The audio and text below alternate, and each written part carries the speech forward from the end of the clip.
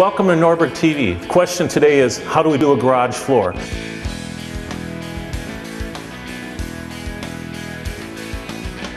We are going to look at doing a garage floor here, and we have with us today Greg Moeller with All Around Surfaces.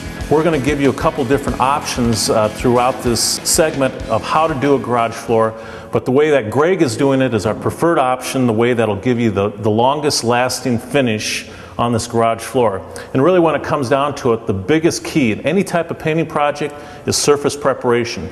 So as we go through this, we're going to go through a couple different ways of how to do this garage floor, but really the preferred way is the way Greg is showing you, is how we prepare the surface, how we apply the coating, and the finished product. So Greg, give us a little information how to do this. A little bit of background about why would you want to coat your garage floor. I mean, people say that's a garage, you know, I'm not worried about it. One of the main reasons that you want to coat your garage floor is to protect the concrete. When salts and dirt get in there in the winter and moisture, that penetrates into a porous concrete surface. It's going to cause cracking, it's going to chip.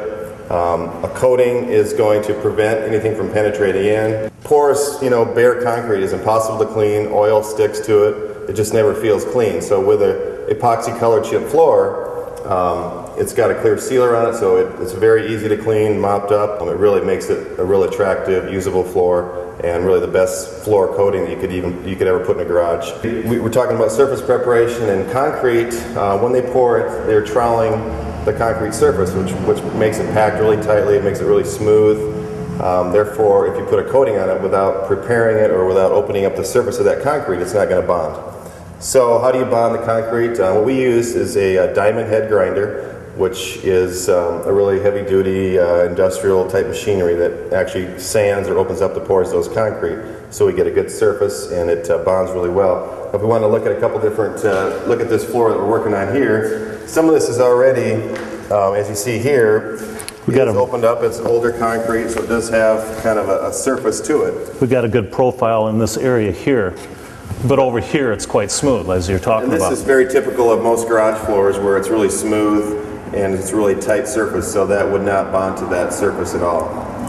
So the mechanical etching or the mechanical grinding would take care of that. So the first thing we're looking at is we need to prepare this surface so that whatever we put on here is open and will accept the coating that goes on there. So what you're going to do is try to get everything pretty much more uniform like this to where it's going to take the coating. So this area that's smooth, you're going to grind it to where it's opened up and takes the coatings.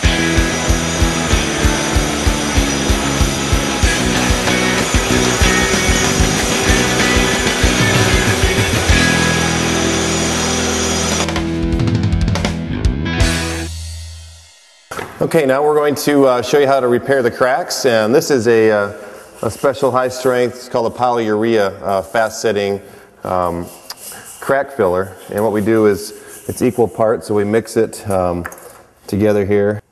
Mix equal parts. We have about 5 minutes to work with this product, so we need to work fast. It's very liquidy, so it penetrates down into the cracks and actually helps hold the concrete together. And this patch will actually be stronger than the existing concrete. In fact, after we fill it in, it might be a little bit higher, but we'll let it dry for 20 minutes, and we'll come back with a grinder and grind it off smooth. And we can even use this for filling little divots and chips in the concrete as well. Okay, we finished putting the first liquid coating on all the cracks, real hairline cracks, which penetrates in, but it doesn't really fill the crack yet. So now we're going to mix the same mixture, but this time we're going to add some silica sand or quartz sand to it to thicken the mixture, so we're able to patch and bridge those cracks and fill it up a little bit more. We can use the same mixture, and we will just add a little bit of our gray quartz here. Again, this is the same mixture, so we've still got a limited time to work with it. I'll go ahead and use this up first before we mix another batch. And once it's mixed up really well, I'll just use my wooden mixer and just smooth it right out. And we can use this for all different sizes of cracks. If you had a inch wide crack, this would fill it in, and it might take 2 coats, but it's very, very strong mixture. Now on the second coat we're adding the sand, that way we're getting the mixture thicker, so we're able to bridge the cracks. These are pretty small cracks, so it's not accepting a lot of them, but a lot of times you'll have bigger, wider openings and gaps in concrete that has really shifted. We're adding the sand, it kind of gives it a thicker consistency, so it bridges that gap and fixes the crack. And whatever isn't, if we have extra that sits out top, we'll come back later and grind that off. But the really tiny crack is not necessary to use the sand mix with it.